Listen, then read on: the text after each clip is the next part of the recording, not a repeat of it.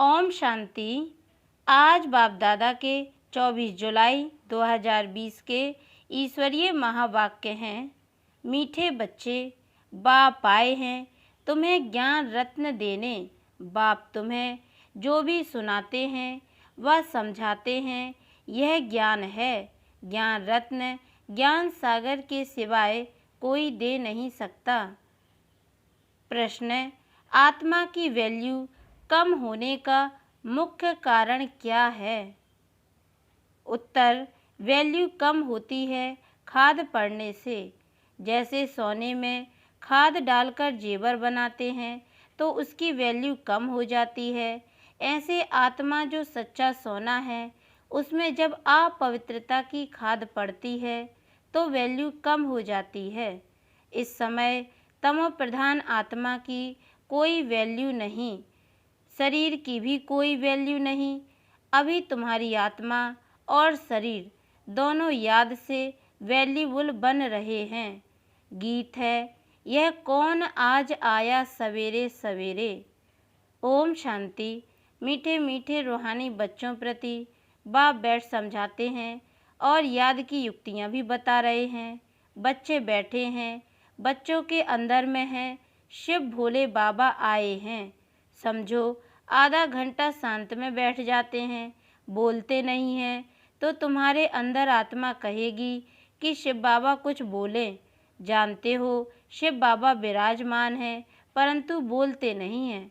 यह भी तुम्हारी याद की यात्रा है ना। बुद्धि में शिव बाबा ही याद है, अंदर में समझते हो बाबा कुछ बोले, ज्ञान रत्न देवे। बाप आते ही हैं तुम बच्चों को ज्ञान रत्न देने। वह ज्ञान का सागर है ना। कहेंगे बच्चे, देही अभिमानी हो रहो, बाप को याद करो, यह ज्ञान हुआ। बाप कहते हैं इस ड्रामा के चक्र को, सीढ़ी को और बाप को याद करो, यह ज्ञान हुआ। बाबा जो कुछ समझाएंगे उसको ज्ञान कहेंगे। याद की यात्रा भी समझाते रहते हैं।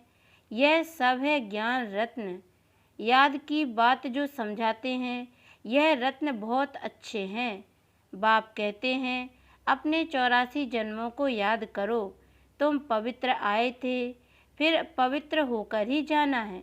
कर्मातीत अवस्था में जाना है और बाप से पूरा वर्षा लेना है। वह तब मिलेगा जब आत्मा सतो प्रधान बन जाएगी याद के बल से। यह अक्षर बहुत वैल्यूबल है, नोट करने चाहिए। आत्मा में ही धारणा होती है। यह शरीर तो ऑर्गन्स है जो विनाश हो जाते हैं। संस्कार अच्छे व बुरे आत्मा में भरे जाते हैं। बाप में भी संस्कार भरे हुए हैं, सृष्टि के आदि मध्य अंत की नॉलेज के, इसलिए उनको नॉलेजफुल कहा जाता है। बाबा राइट कर समझाते हैं 84 का चक्र बिल्कुल सहज है। अभी 84 का चक्र पूरा हुआ है। अभी हमको वापस बाप के पास जाना है। मैली आत्मा तो वहाँ जा ना सके। तुम्हारी आत्मा पवित्र हो जाएगी तो फिर यह शरीर छूट जाएगा। पवित्र शरीर तो यहाँ मिल न सके। यह पुरानी जुत्ती है, इनसे वैराग्य आता जा रहा है। आत्मा को पवित्र बन, फिर भविष्य में हमको पवित्र शरीर लेना है। सतयुग में हम आत्मा और शरीर दोनों पवित्र थे। इस समय तुम्हारी आत्मा अपवित्र बन गई है तो शरीर भी अपवित्र है। जैसा सोना वैसा जेवर। गवर्नमेंट भी कहती है हल्के सोने का जेवर पहनो, उसका भाव कम है। अभी तुम्हारी आत्मा की भी वैल्यू कम है। वहाँ तुम्हारी आत्मा की कितनी वैल्यू रहती है? सतो प्रधान है ना। अभी यह तमो प्रधान खाद पड़ी है, कोई काम की नहीं है। वहाँ आत्मा पवित्र है तो बहुत वैल्यू है। अभी 9 कैरेट बन गई है तो कोई वैल्यू नहीं है। इसलिए बाप कहते हैं आत्मा को पवित्र बनाओ तो फिर शरीर भी पवित्र मिलेगा। यह ज्ञान और कोई दे ना सके। बाप ही कहते हैं माँ में कम याद करो। कृष्ण कैसे कहेंगे, वह तो देहधारी है ना। बाप कहते हैं अपने को आत्मा समझ मुझ बाप को याद करो, कोई देहधारी को याद ना करो। अभी तुम समझते हो तो फिर समझाना है। शिव बाबा है निराकार, उनका अलौकिक जन्म है। तुम बच्चों को भी अलौकिक जन्म देते हैं। अलौकिक बाप, अलौकिक बच्चे। लौकिक, पारलौकिक और अलौकिक कहा जाता है। तुम बच्चों को अलौकिक जन्म मिलता है। बाप तुमको एडाप्ट कर वर्षा देते हैं। तुम जानते हो हम ब्राह्मणों का भी अलौकिक जन्म है। अलौकिक बाप से अलौकिक वर्षा मिलता है। ब्रह्मा कुमार, ब्रह्मा कुमारियों बिगर और कोई स्वर्ग का मालिक बन न सके। मनुष्य कुछ भी समझते नहीं। तुमको बाप कितना समझाते हैं। आत्मा जो अपवित्र बनी है वह सिवाय याद के पवित्र बन नहीं सकती। याद में नहीं रहेंगे तो खाद रह जाएगी। पवित्र बन नहीं सकेंगे फिर सजाएं खानी पड़ेंगी। सारी दुनिया की मनुष्य आत्माओं को पवित्र बन वापस जाना है, शरीर तो नहीं जाएगा। बाप कहते हैं अपने को आत्मा समझना कितना मुश्किल रहता है। धंधे आदि में वह अवस्था थोड़ी ही रहती है। बाप कहते हैं अच्छा अपने को आत्मा नहीं समझते हो तो शिव बाबा को याद करो। धंधा आदि करते यही मेहनत करो कि मैं आत्मा इस शरीर से काम करती हूँ। मैं आत्मा ही शिव बाबा को याद करती हूँ। आत्मा ही पहले पहले पवित्र थी, अब फिर पवित्र बनना है। यह है मेहनत, इसमें बड़ी ज़बरदस्त कमाई है। यहाँ कितने भी साहूकार हैं, अरब खरब हैं, परंतु वह सुख नहीं है। सबके सिर पर दुख है। बड़े बड़े राजाएं, प्रेसिडेंट आदि आज हैं, कल उनको मार देते हैं। विलायत में क्या क्या होता रहता है। साहूकारों पर, राजाओं पर तो मुसीबत है। यहाँ भी जो राजाएं थे वह प्रजा बन गए हैं। राजाओं पर फिर प्रजा का राज्य हो गया है। ड्रामा में ऐसे नूंद है, पिछाड़ी में ही यह हाल होता है। बहुत ही आपस में लड़ते रहेंगे। तुम जानते हो कल्प पहले भी ऐसे हुआ था। तुम गुप्त वेश में दिल व जान, सिक व प्रेम से अपना गवाया हुआ राज्य लेते हो। तुमको पहचान मिली है। हम तो मालिक थे, सूर्यवंशी देवताएं थे।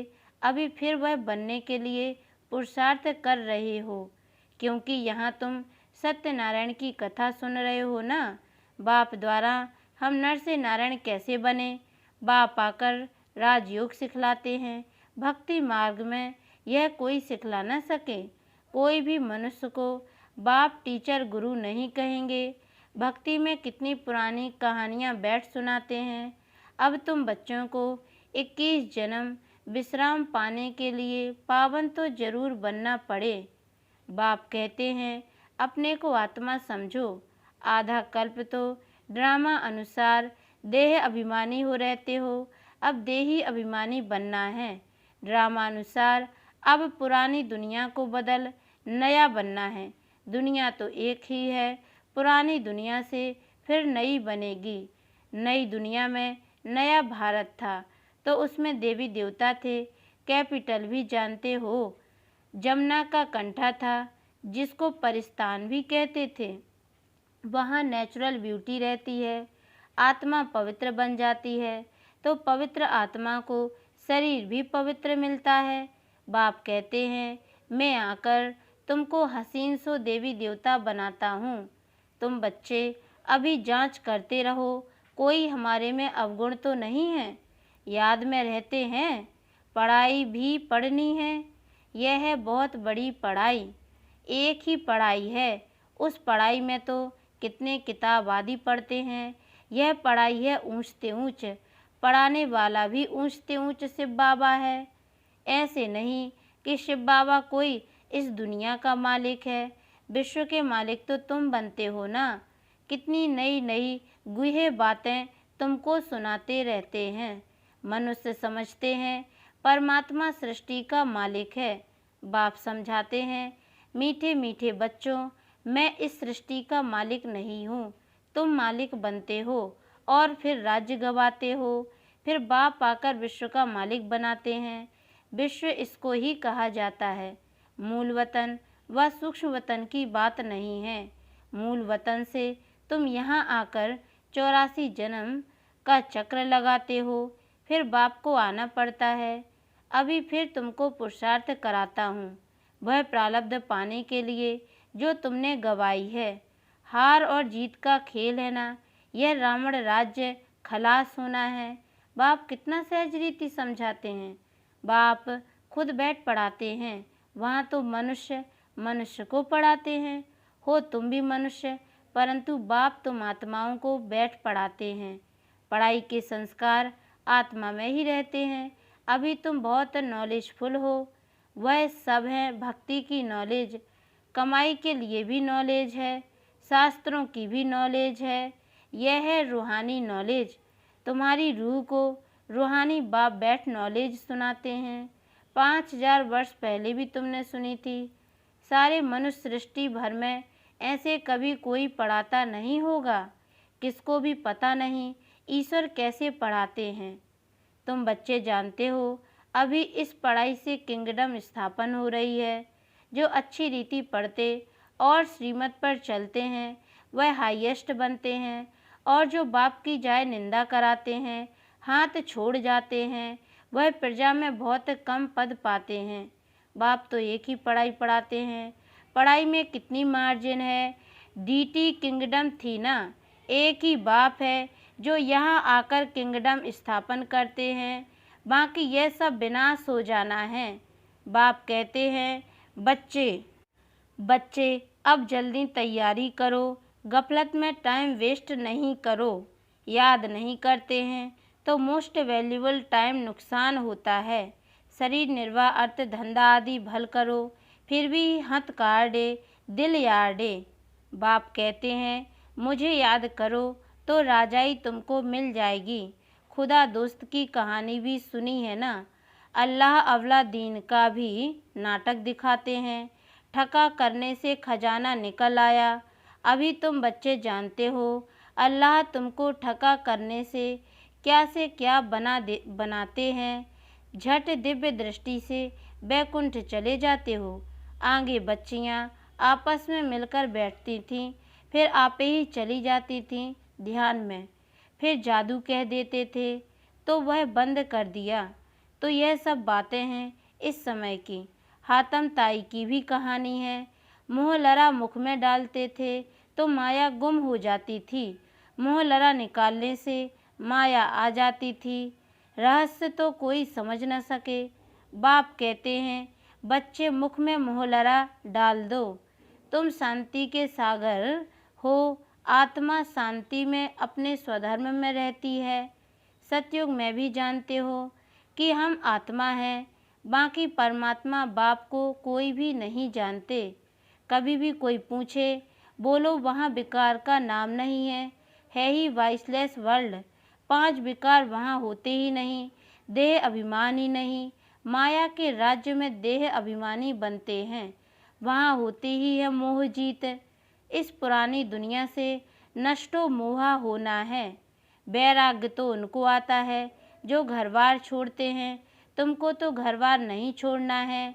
बाप की याद में रहते यह पुराना शरीर छोड़कर जाना है।